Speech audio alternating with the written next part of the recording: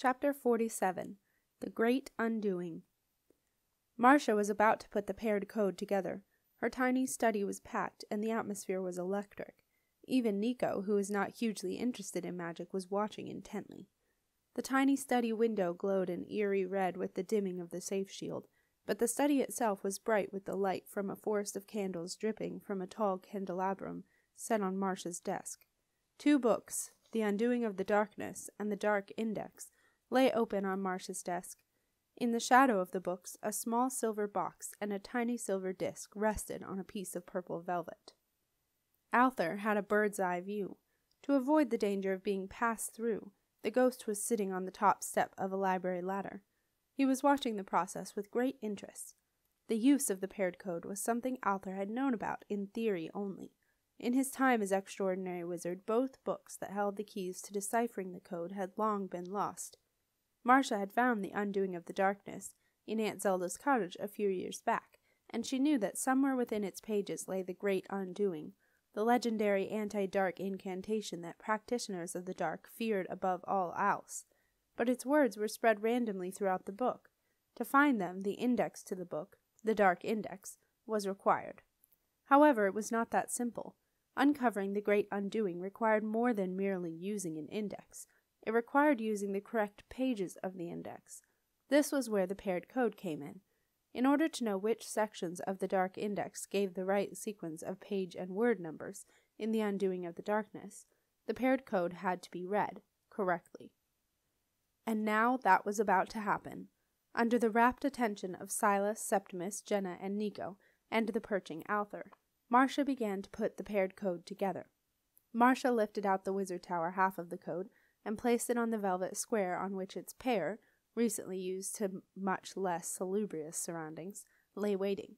She picked up the much smaller manuscriptorium code and placed its boss into the central indentation of the wizard tower code. There was a brilliant blue spark, and suddenly the manuscriptorium code was floating a fraction of a millimeter above the wizard tower code. The manuscriptorium code now began to spin, slowly at first, then faster and faster it went until it was no more than a flash of spinning light. There was a sharp click, and the spinning disk stopped dead. Everyone craned their heads for a closer look. The disks seemed to have fused into one, and it was clear that the lines that radiated out from the manuscriptorium code joined up with some of those on the wizard tower code. Each one of these led to a symbol. There was an odd hush. These were the symbols that would begin the Great Undoing, that would undo the dark domain and set the castle free. Marcia got out her enlarging glass and peered at the symbols. "Ready, Septimus?" she asked. In his hand, Septimus had his precious Apprentice Diary, his pen poised at the top of a clean page. "Ready," he said. The red glow from the failing safe shield was beginning to fill the study, drowning out the candlelight. It fell on the smooth blank page of Septimus's diary and cast threatening shadows across the room. Septimus knew it would not be long before the safe shield was breached. It could happen any minute now, he thought. He waited, poised to write down the sequence of symbols that would lead them to the Great Undoing. Why didn't Marcia begin reading out the symbols? There was no time to lose. Jenna had guessed why, but she hoped, desperately, that she was wrong. Unable to bear the suspense, she decided to test out her new right to know. "But, Marcia, how do you know which symbol to start with?" Aware that she now had to answer all the Princess-in-Waiting's questions, truthfully, fully, and without delay, Marcia looked up at Jenna and met her gaze. "I don't," she said. The little room fell horribly quiet as the implications of Marcia's reply sank in.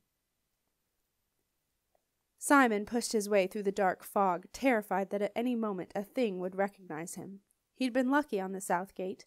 The thing on guard had done no more than stretch out a bony arm and pull him in without even looking at him. He knew he might not be so lucky next time. Simon wished that Lucy had not made him throw away his dark robes.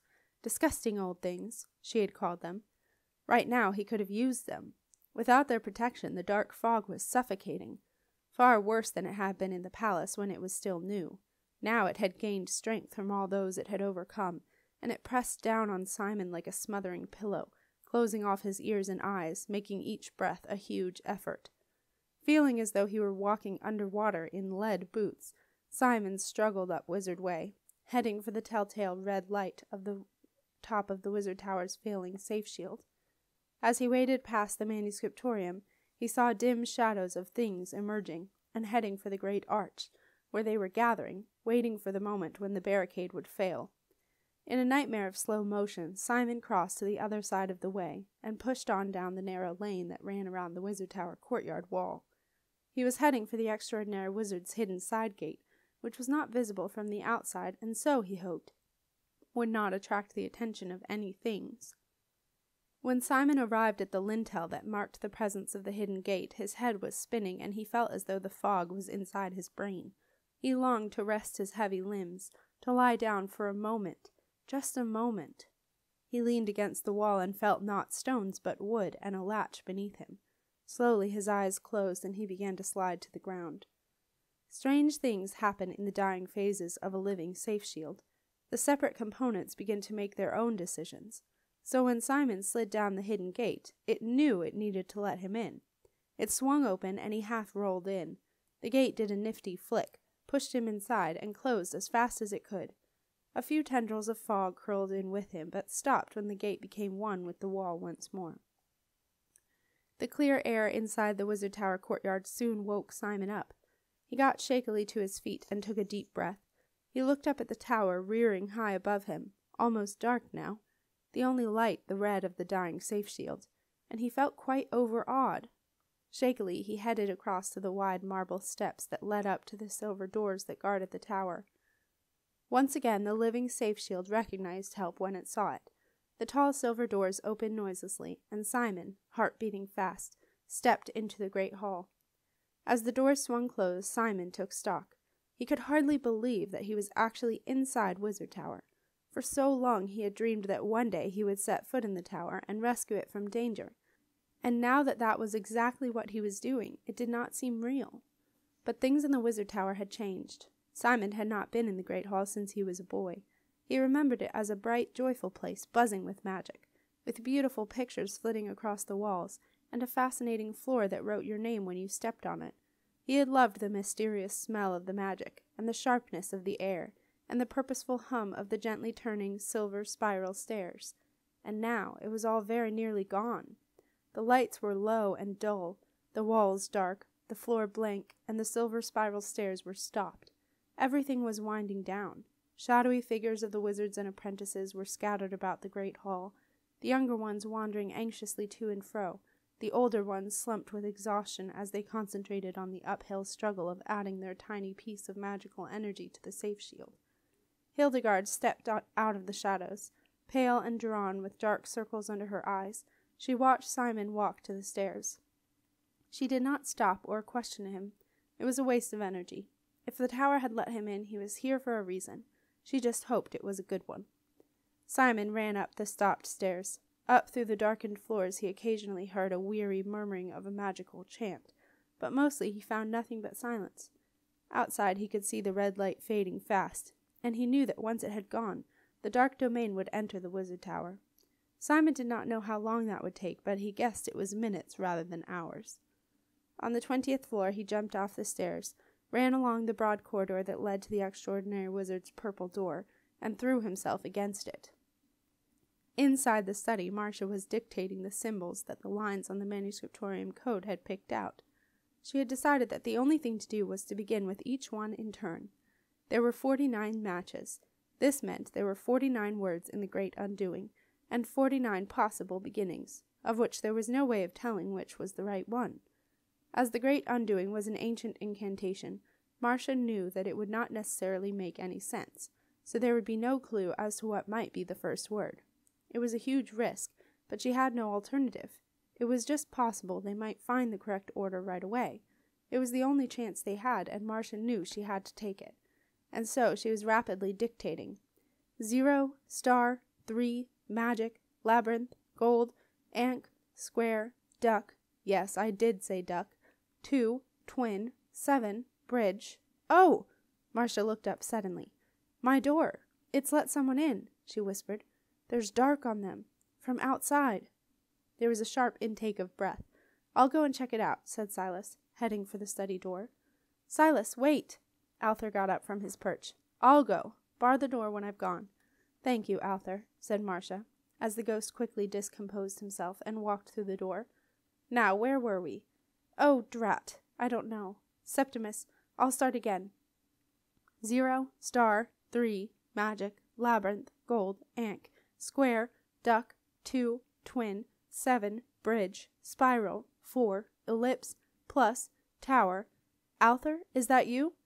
"Yes. Unbar the door, please, Marcia. Quickly, I have someone to see you." Everyone exchanged questioning glances. Who could it be? Arthur ushered in Simon to a stunned silence. "Before you say anything, Marcia, this young man has some important information. He knows where to begin." "He does?" Marcia frowned. "Arthur, there are other invocations on this code, and some are downright dangerous. How can I be sure he will tell me where to begin the correct one?" Septimus, Nico, and Jenna looked at each other. Other invocations? So Marcia was gambling that they would reach the right one first? Things were even worse than they had thought. "I've known him since he was born," said Arthur. "I believe you can trust him." "You can trust me, I promise," said Simon quietly. Marcia looked at Simon. He was soaking wet, trembling with cold, and there was desperation in his eyes, a desperation that mirrored exactly what she was feeling that very moment. She made her decision. "Very well, Simon," she said. "Would you show us where the great undoing begins?" And so Simon found himself somewhere he had never thought possible, at the top of the wizard tower, sitting at the desk of the extraordinary wizard, surrounded by fabled magical books and objects, including, he noticed, his very own sleuth. And now, watched by his father and his youngest brother, he was about to tell the extraordinary wizard something that would save the castle. "The starting point is given in the index of the Dark Index," he said. With trembling hands, Simon picked up the book. For a moment it felt like an old friend, until he remembered that in truth it was an old enemy. The countless cold, lonely, and sometimes terrifying nights he had spent reading it came back to him, and he remembered the last time he had held it, when in an early attempt to give up the dark, he had stuffed it into the back of a cupboard and locked the door. He had never dreamed that the next time he held it, he would be in the wizard tower. Gingerly he opened the Dark Index at the inside of the back cover. Muttering a short incantation, he ran his finger across the well-worn end paper, and as he did so, letters began to appear beneath his fingers. An irritated tut came from Marcia. A simple reveal. Why hadn't she thought of that? Beneath Simon's moving finger, an alphabetical list began to reveal itself. His finger slowed at G, and everyone waited. But the great undoing was not listed. Simon's finger slowed at the T, but the great undoing was not there. A palpable lack of confidence began to fill the little room, and when Simon reached the letter U, his hand began to shake. Suddenly, undoing, great, the, appeared. Smiling with relief, Simon handed the revealed index to Marcia. "Undoing, great, the. Begin with magic, end with fire," she read aloud. "Thank you, Simon." Simon nodded. He did not trust himself to speak. Marcia sat down. She put her spectacles on and opened the Dark Index. "Now, Septimus, read the symbols out to me again, beginning with magic. Slowly, please." And so Septimus went through the list. At each symbol he paused while Marcia quickly leafed through the pages, grubby and grease-stained from Marin's sticky hands. Each page had one of the symbols at the beginning of the text. At the foot of the page, looking to the casual observer like page numbers, were 2 numbers. Marcia noted down the numbers, then said briskly, "Next." It seemed to take forever, but it was only a matter of minutes before Marcia had a column of 49 pairs of numbers. Marcia handed Septimus the numbers, and then she opened the undoing of the darkness. "Read the numbers out to me, please, Septimus." The red glow suffusing the study went out like a light. There was a collective gasp. "Safe shields out," Marcia said grimly. Far below, the barricade smashed to the ground, and the first thing walked across it, into the wizard tower courtyard. 12 more followed, along with a stream of dark fog. At the top of the tower, Septimus read out the first number of the first pair. 14. With urgent fingers, Marcia flipped the thick pages of the Undoing of the Darkness to page 14. Septimus read out the second number of the first pair. 98. As fast as she could, Marcia began to count along the words on page 14 until she reached the 98th word. Let. It seemed a very small word for all the trouble finding it, and so, agonizingly slow, Marcia began to put together the great undoing. Outside the wizard tower, on the topmost marble step, a thing reached out a long bony finger and pushed against the tall silver doors. They swung open like shed doors left unlatched in a summer breeze. The thing walked into the wizard tower, and the dark domain tumbled in after it. The lights went out and someone screamed. In the shadows of her tiny office, Hildegard was suddenly certain that her little brother, who at the age of 7 had disappeared during a do-or-die exercise in the young army, was outside the door. She ran to it, and the dark fog rushed in. Things streamed in across the threshold, bringing the dark domain with them. They milled around, squashing the dying floor beneath their feet, watching wizards and apprentices slump to the ground. As the dark fog began to fill the hall, the things wandered across to the stopped stairs and began to climb. Behind them, the dark domain moved slowly up through the wizard tower, filling every space with darkness. At the very top of the tower, Marcia had in her hands a piece of paper with a string of 49 words on it, which formed, she sincerely hoped, the great undoing. She and Septimus were running up the narrow stone steps to the pyramid library, with Arthur following in their wake. They flung themselves through the little door, and Marcia hurried over to the window that led outside. She turned to Septimus. "You really don't have to come," she said. "Yes, I do," said Septimus. "You need all the magic you can get." "I know," said Marcia. "So I'm coming with you." Marcia smiled. "Out we go, then. Don't look down." Septimus looked neither down nor up, focusing only on the hem of Marcia's purple cloak. He followed her up the steps side of the golden pyramid. Arthur flew slowly behind. And so, for the second time that night, Marcia stood on the tiny platform at the top of the golden pyramid. For some reason, she wasn't sure why, she took off her purple python pointy shoes and stood barefoot on the ancient silver hieroglyphs that were incised onto the hammered gold top. She waited for Septimus to join her, and then together, in voices that cut through the dark fog, they began the 49-word incantation of the great undoing. Let there be. Far below, the leading thing poked its finger lazily at the great purple door that guarded Marcia's rooms. 12 things stood behind it expectantly, waiting to take over their new abode. The door swung open. The thing turned to its companions with what was possibly a smile. They stood, savoring the moment, watching the dark fog tumble in and swirl around Marcia's precious sofa. At the top of the golden pyramid, Marcia Overstrand, extraordinary wizard, and her apprentice, Septimus Heap, spoke the last word of the great undoing. With a great crash, Marcia's door slammed in the things' faces. A loud whirring ensued. The door barred itself, and for good measure sent out a shock-wave. 13 things screamed. A scream of 13 things is not one of the most harmonious sounds, but to Septimus and Marcia, teetering at the top of the golden pyramid, it was the sweetest thing they had ever heard. And then they saw the most beautiful sight they had ever seen, the dark fog rolling away. Once more they saw the castle they loved, its higgledy-piggledy roofs, its turrets and towers, its crenulated battlements and tumble-down walls, all outlined against the pink sky of the dawn of a new day. And as they watched the sun rise, dispelling the shadows that lurked below, the first heavy snowflakes of the big freeze began to fall. Marcia and Septimus smiled at each other. The dark domain was no more. Some minutes later, a broadly smiling Marcia was ushering everyone into her sitting room, busily opening the windows to get rid of the dank smell of the dark. Jim Nee was curled up in his usual place on the sofa with Jilly Jim beside him, just as Marcia had left them. But there was something about the chief hermetic scribe that made Marcia hurry over to her. "She's dead!" Marcia gasped. And then, much more dismayed, she cried, "She's dead on my sofa!" Jilly Jin was slumped backward, mouth a little open, eyes closed as if asleep. Her body was there, but she herself had clearly gone. Whatever it was that had been Jilly Jin was no more. The great undoing had been her undoing also.